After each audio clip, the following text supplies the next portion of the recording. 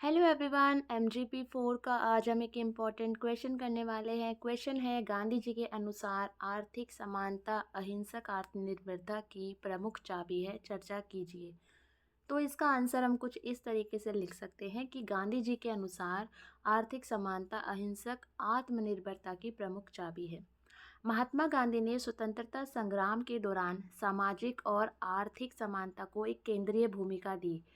मतलब जब उन्होंने स्वतंत्रता संग्राम के जो आंदोलन किए थे उनके दौरान उन्होंने जो प्रायोरिटी में रखा चीज़ों को वो थी सामाजिक और आर्थिक समानता को, कि सोशली सब इक्वल हो, इक्वालिटी हो, और इकोनॉमिकली उन्होंने अहिंसक आत्मनिर्भरता के सिद्धांत को अपनाया और इसे एक नए तरीके के रूप में देखा जिससे समाज की आर्थिक और सामाजिक समस्याओं का समाधान किया जा सकता था।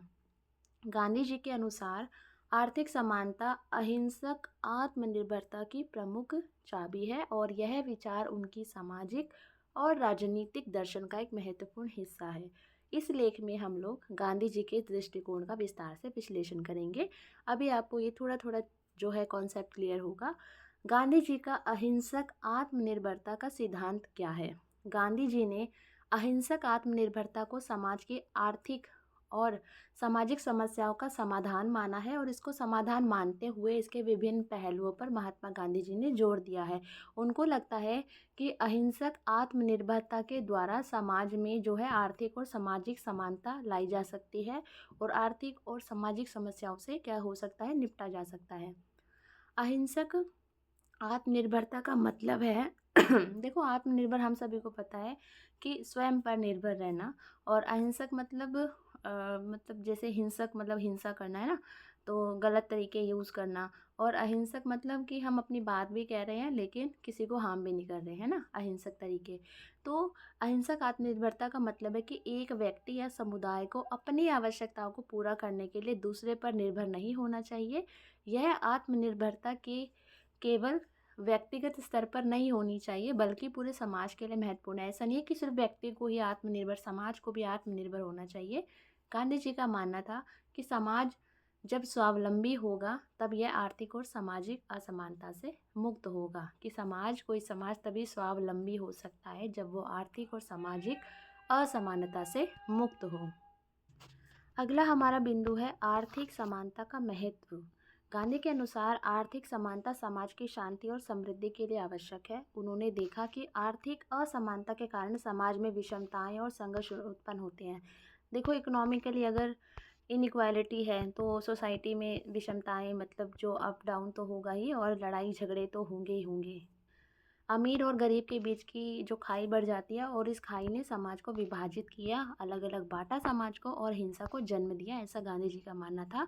गांधी जी ने इस विषमता को समाप्त करने के लिए आर्थिक समानता पर जोर दिया। ठीक है, उनका मानना था कि जब सभी लोगों को समान अवसर और संसाधन प्राप्त होंगे तो सामाजिक शांति और समृद्धि सुनिश्चित होगी। बहुत इजी आंसर है इसका, इजीली आप लोगों को समझ भी आ रहा होगा। स्वदेशी और ग्राम स्वराज का विचार।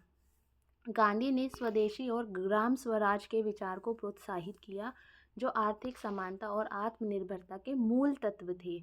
स्वदेशी आंदोलन के तहत उन्होंने विदेशी वस्त्रों और उत्पादों का बहिष्कार किया और स्थानीय उद्योगों को बढ़ावा दिया। हम सभी जानते हैं कि जो स्वदेशी आंदोलन चलाया गया था उसके अंतर्गत जो विदेशी जो वस्त्र थे, उत्पाद थे, उनका बहिष्कार किया गया था और उसके बदले जो है स्थानीय उद्योगों, जो आसपास के उद्योग थे, उनको बढ़ावा दिया।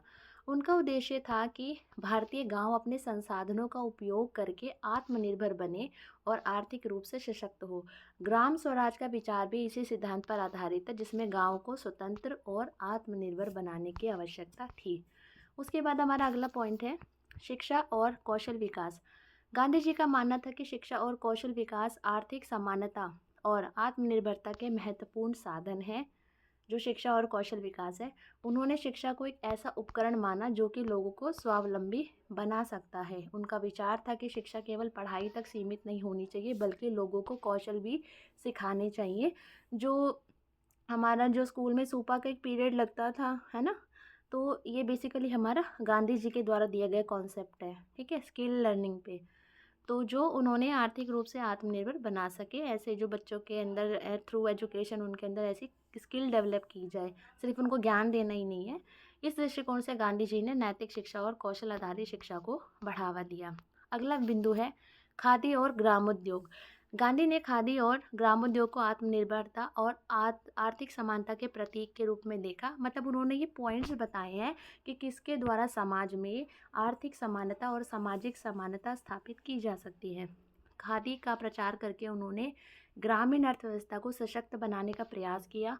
उनका मानना था कि खादी केवल एक वस्त्र नहीं है, बल्कि यह एक सामाजिक और आर्थिक आंदोलन है जो ग्रामीणों को सशक्त बनाता है, जो और विदेशी वस्त्रों पर निर्भरता को समाप्त करते हैं। अगर हम अपना खुद का स्वयं देश का जो खादी इस्तेमाल करेंगे तो हमारी जो विदेशी वस्त्रों पर निर्भरता खत्म हो जाएगी। इसी प्रकार ग्राम उद्योगों को बढ़ावा देकर, जो ग्राम के उद्योग थे उनको बढ़ावा देकर, उन्होंने ग्रामीण समाज को आर्थिक रूप से सशक्त करने का प्रयास किया। अगला है असहयोग आंदोलन और आर्थिक समानता। गांधी के असहयोग आंदोलन ने भी आर्थिक समानता की दिशा में महत्वपूर्ण योगदान दिया।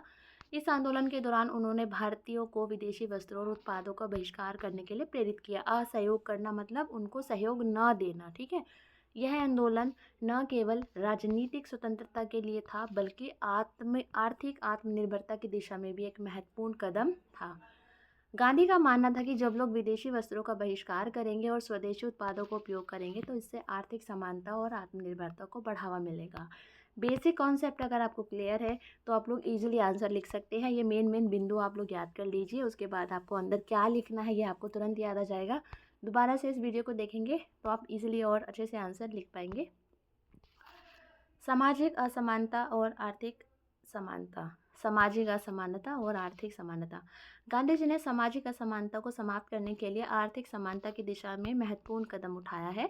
इस आंदोलन के दौरान उन्होंने भारतीयों को विदेशी वस्तुओं का बहिष्कार आवश्यक माना है कि हम ज़्यादा से ज़्यादा विदेशी वस्तुओं का बहिष्कार करें। उन्होंने जातिवाद, छुआछूत और सामाजिक भेदभाव के खिलाफ संघर्ष किया और इसे सामाजिक और आर्थिक समानता के अवरोधक के रूप में देखा।